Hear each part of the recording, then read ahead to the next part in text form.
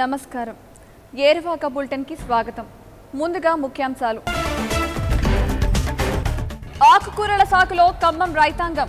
ఎకరా పంటల్లో 1,80,000 ఆదాయం. కంది పంట సాగులో అందుబాటు రకాలు, నాణ్యమైన దిగుబడికి యాజమాన్య పద్ధతులు. ఆవాల సాగులో మేలైన వంగడాలు, వాణిజ్యపరంగా పండించితే అధిక లాభాలు.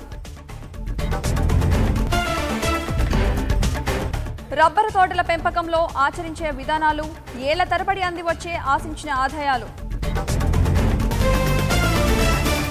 రసాయనిక ఎరువులు, పురుగు మందులతో వ్యవసాయం చేయడం అంటే కష్టాలను కొని తెచ్చుకోవడమే, పెట్టుబడులు దారుణంగా పెంచుకోవడమే, చీడపీడలతో పంట నష్టపోవాల్సిందే, అప్పులు మూటలు కట్టుకోవాల్సిందే, నానా యాతన పడాల్సిందే. దీనికి ప్రత్యామ్నాయం లేదా అంటే తప్పకుండా ఉంది.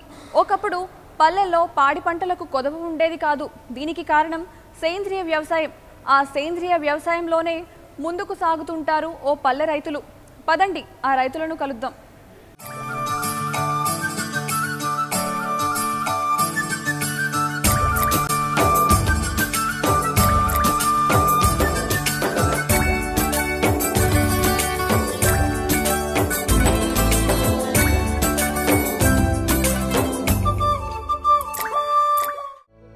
ఇప్పుడు రైతుల నోట వినపడుతున్న మాట వ్యవసాయం కలిసి రావడం లేదు. చాలామంది అదే మాట చెప్తున్నారు. వ్యవసాయంలో పెట్టుబడులు పెరిగిపోయాయని, అంత పెట్టుబడి పెట్టే పరిస్థితుల్లో లేమంటున్నారు. అప్పో సప్పు చేసి పంటలు తీస్తే ఆశించిన దిగుబడి రావడం లేదు.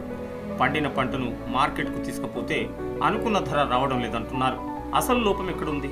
మార్కెట్లో లోపం ఉందా? నాణ్యమైన పంట దిగుబడి రాకపోవడమా? ఆశించిన దిగుబడి దక్కకపోవడమా? అసలు కారణం ఏంటి? అసలు లోపం మన దగ్గరే ఉంది. మన సాగులోనే లోపం ఉంది. వ్యవసాయం ఎలా చేస్తే లాభసాటిగా ఉంటుందన్నది తెలియకపోవడమే నష్టాలకు కారణం. మనం పూర్తిగా రసాయనిక ఎరువులు, రసాయనిక పురుగులు, తెగుళ్ల మందుల మీద ఆధారపడి వ్యవసాయం చేస్తున్నాం. అంతేకాకుండా పూర్తిగా హైబ్రిడ్ విత్తనాలనే విత్తుకుంటున్నాం. రైతు స్థాయిలో విత్తనాల ఉత్పత్తిని వదిలిపెడుతున్నాం. మార్కెట్లో దొరికే హైబ్రిడ్ విత్తనాలనే సాగు చేస్తున్నాం. ఈ హైబ్రిడ్ విత్తనాలకు ఎక్కువ మోతాదులో రసాయనిక ఎరువులు వేయాల్సి ఉంటుంది. ఈ హైబ్రిడ్ విత్తనాల వల్ల పంటల్లో అనేక రకాల పురుగులు ఆశిస్తాయి. ఎన్నో రకాల తెగుళ్లు పంటలను పట్టి పీడిస్తాయి. పంట దిగుబడి తగ్గిపోతుంది. నాణ్యమైన పంట చేతికి రాదు. రసాయనిక ఎరువులు, పురుగులు, తెగుళ్ల మందుల ఖర్చు తడిసి మోపడవుతుంది. అంటే పంటలో పెట్టే పెట్టుబడి మోయలేనంతగా పెరిగిపోతుంది. ఇక మార్కెట్లో ధర పంట దిగుబడి సమయంలో తక్కువగా ఉంటే రైతులు నష్టపోతారు. ఈ పరిస్థితి నుంచి బయటపడటానికి ప్రత్యామ్నాయ వ్యవసాయ విధానం ఆచరించాలి. అది ఒకప్పుడు మన రైతులు ఆచరించిందే. అదే సేంద్రియ వ్యవసాయం. ఆ బాటలో లాభాలను దక్కించుకుంటున్నారు ఖమ్మం రైతులు.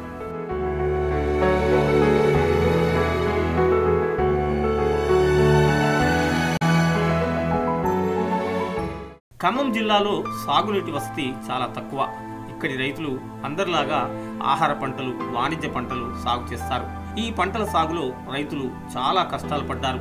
ఖమ్మం జిల్లా వేన్సూరు మండలం కందుకూరుకు చెందిన బండి సుధాకర్ రెడ్డి గతంలో వరి, జొన్న, మొక్కజొన్న, మిరప, ప్రత్తి వంటి పంటలు సాగు చేశాడు. ఈ పంటలేవి ఆయనకు కలిసి రాలేదు. ఆశించిన ఆదాయము చేతికి దక్కలేదు. ఈ పంటలకు ప్రత్యామ్నాయ పంటలు ఏవి లాభదాయకంగా ఉంటాయని ఆలోచించాడు. చివరకు ఆకుకూరల సాగు ఆర్థికంగా కలిసి వస్తుందని అనుకున్నాడు. అంతేకాకుండా రసాయనిక ఎరువులు, రసాయనిక పురుగు మందుల వల్ల నష్టం కలుగుతుందని గుర్తించాడు. వ్యవసాయంలో ఆశించిన నాణ్యమైన దిగుబడి రావాలంటే సేంద్రియ వ్యవసాయమే మేలని తెలుసుకున్నాడు. రసాయనిక ఎరువులు, పురుగు, తెగుళ్ల మందులు అందుబాటులో లేని కాలంలో వ్యవసాయం లాభసాటిగా ఉండేది. నాణ్యమైన దిగుబడులు మనకు దక్కేవి. ఎప్పుడైతే రసాయనిక ఎరువులు, రసాయనిక పురుగు, తెగుళ్ల మందులు వాడటం మొదలుపెట్టామో అప్పుడే వ్యవసాయంలో నష్టాలు రావడం మొదలైందని అర్థం చేసుకున్నాడు. అందుకే సేంద్రియ వ్యవసాయమే మంచిదని సేంద్రియ పదార్థాలతోనే సాగులో ముందుకు సాగుతున్నాడు. ఆయన కేవలం ఆకుకూరలు సాగు చేస్తూ లాభాలు అందుకుంటున్నాడు. ఆకుకూరల సాగుకు పెద్దగా పెట్టుబడి అవసరం లేదని, తక్కువ పెట్టుబడితో ఎక్కువ లాభాలు వస్తాయని సుధాకర్ రెడ్డి చెప్తున్నాడు. మేము ఆకుకూరలు ఉదయం 12 గంటల వరకు వస్తుంటామండి. 2 గంటల నుంచి ఆటోలో అమ్ముకుంటూ మా కందుకూరు నుంచి మర్లపాడు, వెంసూరు అటు రేజర్ల, ఇటు భీమవరం, మన వెంసూరు మండలం మొత్తం అమ్ముకుంటూ వెళ్తామండి. మెయిన్ సత్తుపల్లి టౌన్ మొత్తం తిరిగి అమ్ముతామండి. మేము రాత్రి 10 వరకు కూడా అమ్ముతాము. ఉదయం మధ్యాహ్నం 3 గంటల 10 వరకు అమ్ముకుంటూ వస్తాము. నాకు ఖర్చులన్నీ పోను, రోజుకు 1000 రూపాయలు దాకా ఉంటుందండి అన్నీ పోను.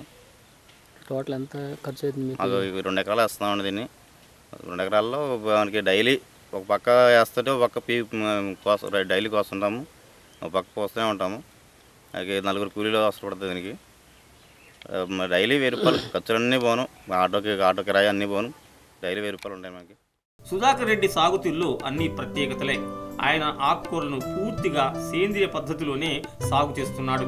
పాలకూర, తోటకూర, కొత్తిమీర, గంగవాయల కూర వంటివి పెద్ద ఎత్తున సాగు చేస్తున్నాడు. ఆయన పొలంలో ఎక్కడ చూసినా ఆకుకూరలు దర్శనమిస్తున్నాయి.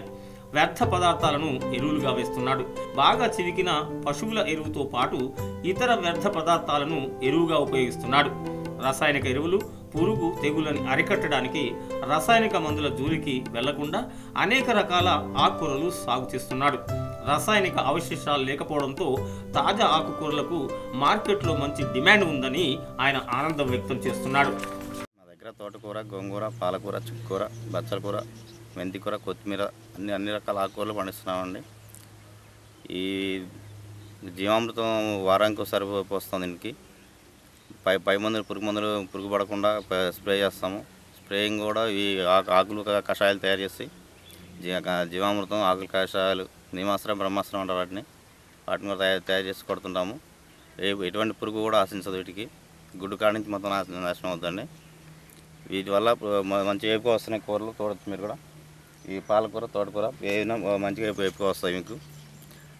ఒక ఆకుకూరలనే కాదు, ఏ పంట అయినా పండించవచ్చు వీటితో. ప్రతిరోజు సాయంత్రం కందుకూరుకు దగ్గరలో ఉన్న సత్తుపల్లి మార్కెట్కి ఆకుకూరలు తీసుకెళ్తాడు. అక్కడ ఆకుకూరలకు అధిక ధర పలుకుతుందని సుధాకర్ రెడ్డి బంధువు చక్రధర్ రెడ్డి చెప్తున్నాడు. రసాయనాలు లేని ఆకుకూరలు కావడంతో జనం ఎగబడి కొంటున్నారని ఆయన అంటున్నాడు.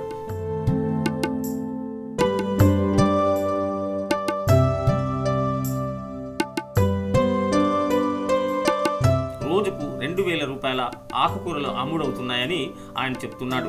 1 ఎకరాలో పంట పెట్టుబడి పోగా 1,80,000 రూపాయల ఆదాయం వస్తుందని రైతులు చెప్తున్నారు. ఆకుకూరలు సాగు చేయడానికి పెద్ద ఎత్తున పెట్టుబడి పెట్టాల్సిన అవసరం లేదని రైతులు అంటున్నారు.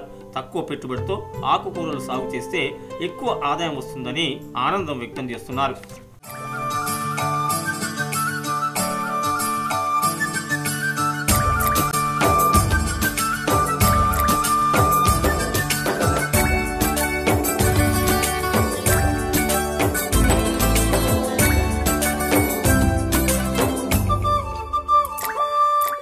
ఏరువాకలో ఇప్పుడు ఒక చిన్న విరామం.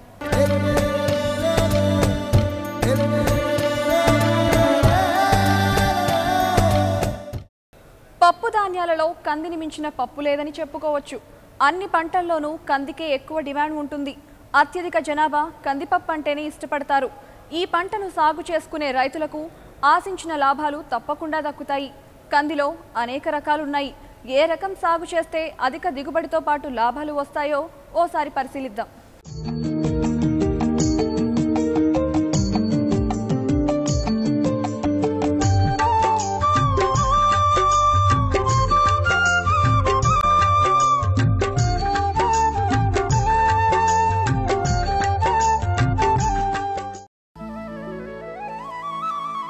కంది పంటను సాగు చేసుకోవాలనే రైతులు ఈ పంటలో అందుబాటులో ఉన్న మంచి రకాలేమిటో తెలుసుకోవాలి.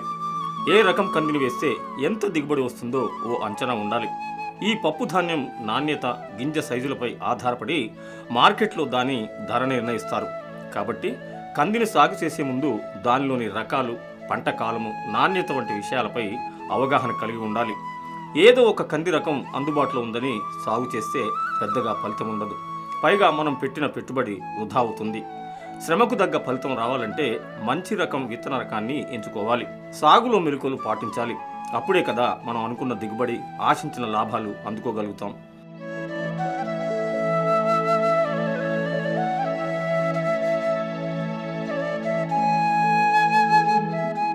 ఖరీఫ్లో పండించే కంది రకాలు చాలా అందుబాటులో ఉన్నాయి. ముఖ్యంగా LRG-30ని ముందుగా చెప్పుకోవాలి. దీన్ని పల్నాడు రకం అని కూడా పిలుస్తారు. ఇది సాధారణంగా ఖరీఫ్లో సాగు చేసుకునే వెరైటీ. అయినా రబీలో కూడా సాగు చేసుకోవడానికి అనుకూలంగానే ఉంటుంది. ఈ రకం వంగడం సాగు చేస్తే 170 రోజుల నుంచి 180 రోజుల్లో పంట చేతికి వస్తుంది. ఎకరాకు 8 నుంచి 10 క్వింటాల వరకు దిగుబడినిస్తుంది. ఈ రకం మొక్క గుబురుగా పెరిగి కాపుకొచ్చినప్పుడు ప్రక్కకు వాలిపోతుంది. దీని పూలు పసుపు పచ్చ రంగులో ఆకర్షణీయంగా ఉంటాయి. దీని గింజలు మధ్యస్థ లావుగా గోధుమ రంగులో ఉంటాయి. ఇది అన్ని ప్రాంతాల్లో సాగు చేసుకునే వంగడం. అయితే ఇది ఎండు వెర్రి తెగుళ్లను తట్టుకోలేదు.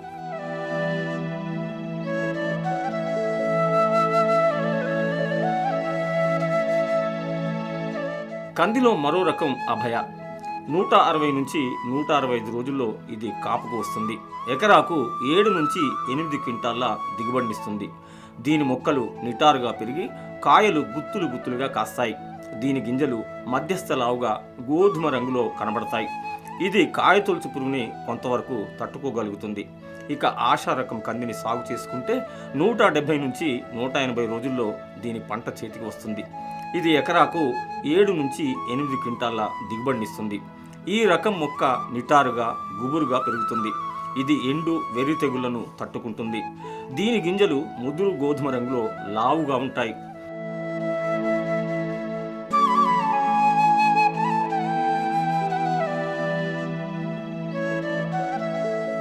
కందిలో మరో వెరైటీ మారుతి.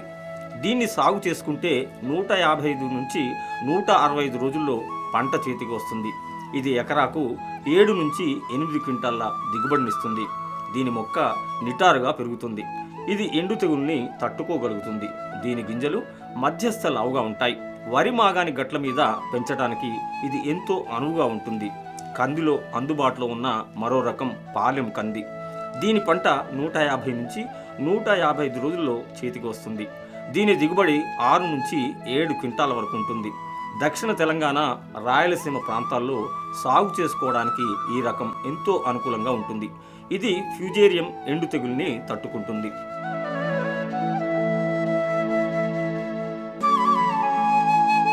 కందిలో దుర్గ రకం 115 నుంచి 125 రోజుల్లో కాపుకు వస్తుంది.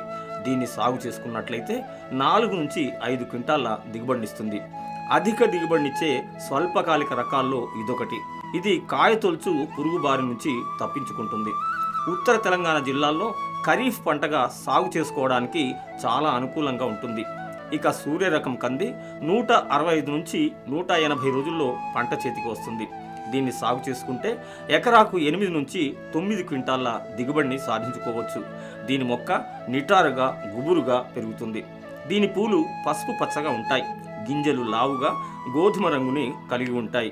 ఇది ఎండు తెగుల్ని కొంతవరకు తట్టుకుంటుంది.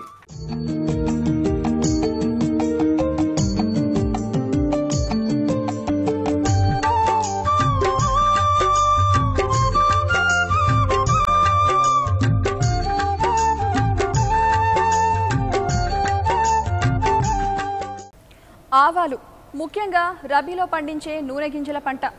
నూనె గింజల పంటల్లో సోయా చిక్కుడు, వేరుశనగ తర్వాత ఆవాలను ఎక్కువగా సాగు చేస్తారు. ఉత్తర భారతదేశంలో అత్యధికంగా సాగు చేసే ఈ పంటకు సంబంధించిన విషయాలు మన ప్రాంతం రైతులకు అంతగా తెలియదు. కొద్దిపాటి నీటి వసతి ఉంటే రబీలో కూడా దీన్ని పండించుకోవచ్చు. ఆవాల సాగులో పనికి వచ్చే రకాలేమిటో, దీని సాగు బాగోగులేమిటో తెలుసుకుందాం.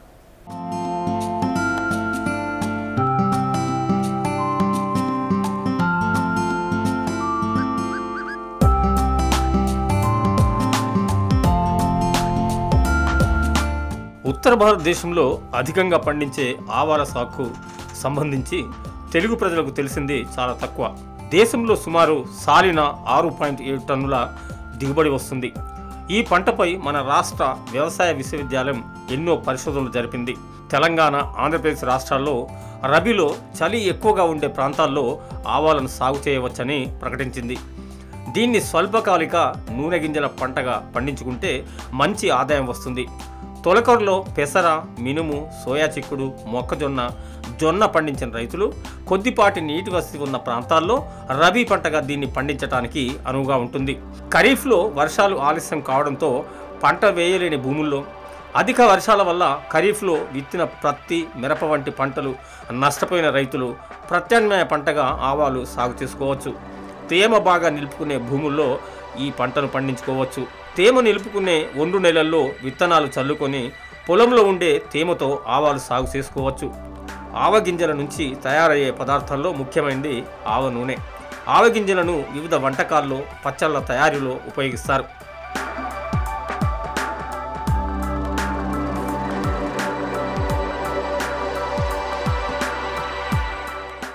ఆవాలు సాగు చేసుకునే రైతులకు అనేక రకాల అందుబాటులో ఉన్నాయి. ఆవాల్లో సన్న ఆవాలు, లావు ఆవాలు మార్కెట్లో దొరుకుతున్నాయి. సన్న ఆవాల్లో బవారీ రకం పండించుకుంటే 80 నుంచి 85 రోజుల్లో పంట చేతికి వస్తుంది. పంట దిగుబడి చూసినట్లయితే ఎకరాకు 4 నుంచి 5 క్వింటాల దిగుబడి వస్తుంది. దీని గింజల్లో 44% నూనె ఉంటుంది. లావు రకాల్లో క్రాంతి వంగడం పంట కాలం 105 నుంచి 110 రోజులు ఉంటుంది. దీన్ని సాగు చేసినట్లయితే ఎకరాకు 6 నుంచి 8 క్వింటాల దిగుబడి దక్కుతుంది. దీనిలో నూనె శాతం 40 వరకు ఉంటుంది. లావు రకాల్లోనే దివ్య రకం పంటకాలం 90 నుంచి 95 రోజులు. దీన్ని సాగు చేసినట్లయితే 4 నుంచి 6 క్వింటాల దిగుబడి దక్కుతుంది. గింజల్లో 40% వరకు నూనె ఉంటుంది. వరుణ రకం సాగు చేసినట్లయితే 105 నుంచి 110 రోజుల్లో పంట చేతికి వస్తుంది. ఈ రకం సాగు చేస్తే 6 నుంచి 8 క్వింటాల దిగుబడి వస్తుంది. ఈ గింజల్లో నూనె శాతం 39.8 వరకు ఉంటుంది. ఆవాల్లో అందుబాటులో ఉన్న మరో రకం వర్ధమాన్. దీని పంటకాలం 100 నుంచి 105 రోజులు ఉంటుంది. దీన్ని సాగు చేసినట్లయితే ఎకరాకు 6 నుంచి 8 క్వింటాల దిగుబడి తప్పకుండా వస్తుంది. ఈ గింజల్లో 40.2% నూనె ఉంటుంది. ఇది ఆకు ఎండు తెగుల్ని తట్టుకొని ఎదుగుతుంది. ఆవాల్లో మరో రకం GM1. దీని పంటకాలం 110 నుంచి 115 రోజులు ఉంటుంది. దీన్ని సాగు చేస్తే ఎకరాకు 7 నుంచి 9 క్వింటాల వరకు దిగుబడి వస్తుంది. ఈ గింజల్లో 40% వరకు నూనె ఉంటుంది. ఇక పూసా బోల్డ్ పంటకాలం 100 నుంచి 110 రోజులు ఉంటుంది. దిగుబడి ఎకరాకు 6 నుంచి 8 క్వింటాలు వస్తుంది. దీని గింజల్లో నూనె శాతం 40 వరకు ఉంటుంది. ఇక ఆవాల్లో మరో రకం కృష్ణ. దీని పంటకాలం 100 నుంచి 105 రోజులు ఉంటుంది. దీన్ని దిగుబడి 6 నుంచి 8 క్వింటాల వరకు వస్తుంది. ఇక సీత రకం సాగు చేసుకున్నట్లయితే 95 నుంచి 100 రోజుల్లో పంట చేతికి వస్తుంది. దీని దిగుబడి 6 నుంచి 8 క్వింటాల వరకు ఉంటుంది. దీని గింజలు 38% నూనె కలిగి ఉంటాయి. ఈ రకం వరి మాగాణిలో సాగు చేయడానికి అనుకూలంగా ఉంటుంది.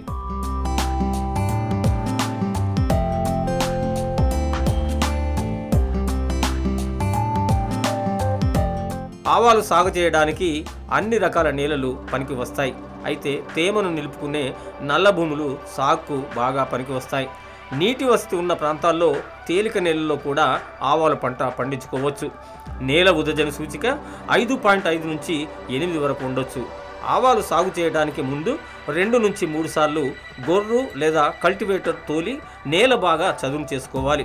ఆవాల గింజలు చాలా చిన్న సైజులో ఉంటాయి కాబట్టి మొలక బాగా రావడానికి మట్టి పిల్లలు లేకుండా దుక్కి తయారు చేసుకోవాలి.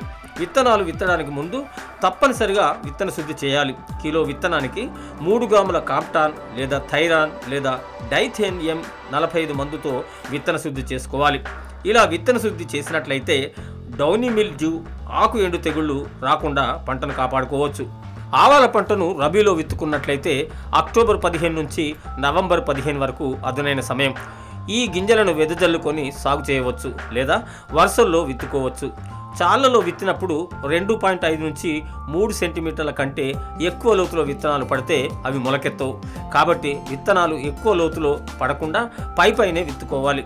విత్తనం ఆలస్యం అయితే పైరులో పేనుబంక, బూడిద తెగులు వచ్చి పంట దిగుబడి బాగా తగ్గిపోతుంది. ఎకరాలో ఆవాలు సాగు చేయాలనుకుంటే 2 నుంచి 3 కిలోల విత్తనం అవసరం ఉంటుంది. వెదజల్లడానికి 3 కిలోలు సరిపోతుంది. అదే విత్తుకున్నట్లయితే 1 నుంచి 1.5 కిలోల విత్తనం తీసుకోవాలి. వరుసల్లో విత్తుకునేటప్పుడు వరుసల మధ్య దూరం 30 సెంటీమీటర్లు, మొక్కల మధ్య దూరం 10 సెంటీమీటర్లు ఉండే విధంగా విత్తుకోవాలి. విత్తనాలు వెదజల్లే పద్ధతిలో చేసిన వరుసల్లో విత్తుకున్న విత్తనాలకు సన్నని ఇసుక కలిపి విత్తుకోవాలి. మొలకెత్తిన 15 రోజుల తర్వాత ఒత్తుగా ఉన్న మొక్కలను పీకి పల్చగా మొక్కలు ఉండే విధంగా తయారు చేసుకోవాలి.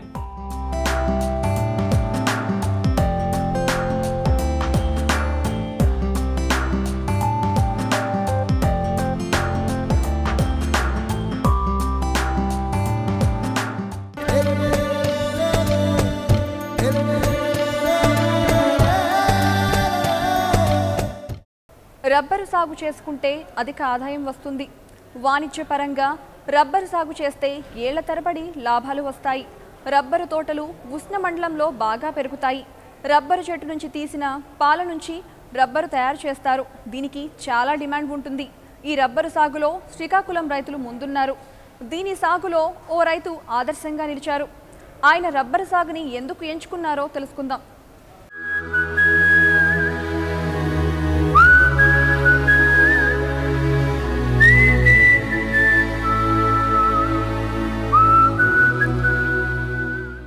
రబ్బరు జన్మస్థానం బ్రెజిల్. దీని శాస్త్రీయ నామం హెవిమా బ్రెజిలియన్సిస్. రబ్బరు చెట్టు అన్ని భాగాల్లో రబ్బరు పాలు ఉంటాయి. కాండంలో రబ్బరు పాలు ఎక్కువగా ఉంటాయి. అందుకే కాండం నుంచి రబ్బరు పాలు సేకరిస్తే లాభదాయకంగా ఉంటుంది. మన దేశంలో రబ్బరు పంటను కేరళ, తమిళనాడు రాష్ట్రాల్లో అధికంగా సాగు చేస్తున్నారు. ఆంధ్రప్రదేశ్లోని తూర్పుగోదావరి జిల్లా రంపచోడవరం, మారేడుమల్లి మండలాల్లో ఎక్కువగా సాగు చేస్తారు. తూర్పుగోదావరి, విజయనగరం, రంగారెడ్డి జిల్లాల్లో మొత్తంగా 111 హెక్టార్లలో రబ్బరు సాగు చేస్తున్నారు.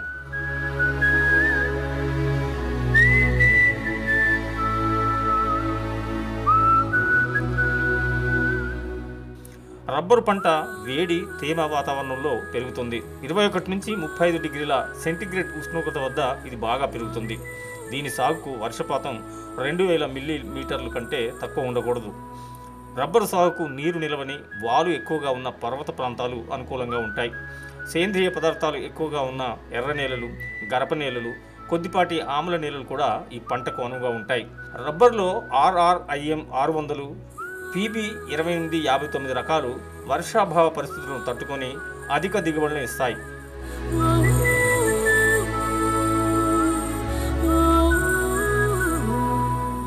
రబ్బరు సాగుకు బలమైన, ఆరోగ్యంగా ఉన్న మొక్కలను ఎంచుకోవాలి. ముదురు ఆకులు ఉన్న మొక్కలు నాటుకోవాలి. మొక్కల రవాణాకు ముందు రోజు నీళ్లు పెట్టకూడదు. రబ్బరు నాటడానికి 3 రెమ్మలు వచ్చిన మొక్కలను మాత్రమే ఎంపిక చేసుకోవాలి. వర్షం వచ్చిన రోజు మొక్కలను రవాణా చేసుకోవద్దు. రవాణా చేసిన మొక్కలను నీడలో ఉంచి నీరు పెట్టాలి. వర్షాలు పడే సమయంలో మొక్కలను నాటుకోవాలి. మొక్క ఉన్న ప్లాస్టిక్ సంచిని కోసి మట్టితో సహా మొక్కను గుంతలో పూడ్చాలి. మొక్క నాటిన వెంటనే నీరు పెట్టుకోవాలి. 3 రోజుల తర్వాత 6 అడుగుల కర్రను 8 ఆకారంలో తాడుతో కట్టాలి. రబ్బరు సాగుకు చదరంగా ఉండే నేలలో మొక్కకు వరుసకు మధ్య 15 అడుగుల దూరం ఉండాలి. ఎకరానికి దాదాపు 200 మొక్కలు నాటుకోవచ్చు. మొక్కలు నాటడానికి 2.5 అడుగుల వెడల్పు, పొడవు, లోతుతో గుంతలు తీయాలి. మొక్క నాటేటప్పుడు ప్రతి గుంతలో 12 కిలోల సేంద్రియ ఎరువు, 200 గ్రాముల సింగిల్ సూపర్ ఫాస్ఫేట్ వేసి గుంతలను నింపాలి. మొక్కలు నాటిన మొదటి సంవత్సరం 6 సార్లు, రెండవ సంవత్సరం 4 సార్లు, మూడవ సంవత్సరం 2 సార్లు వంతున మొక్కల మధ్య కలుపు తీసుకోవాలి. తోట చుట్టూ 1 మీటర్ వెడల్పున ఎండు ఆకులు లేకుండా చూసుకోవాలి. ఇలా చేస్తే అగ్ని ప్రమాదాలు రాకుండా ఉంటాయి.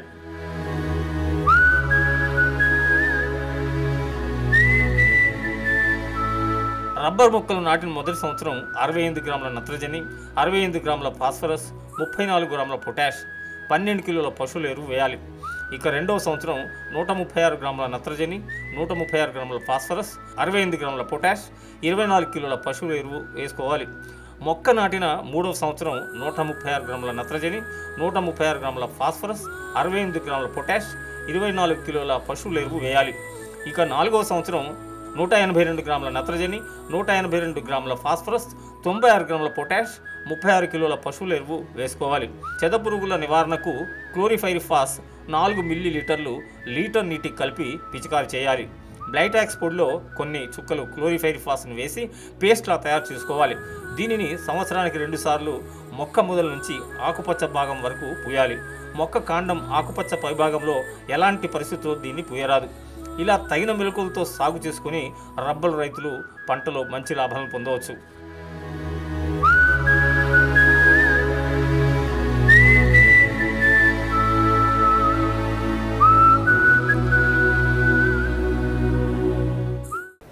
ఇది ఈనాటి ఏరువాక. మరిన్ని విశేషాలతో రేపు కలుద్దాం. సెలవు.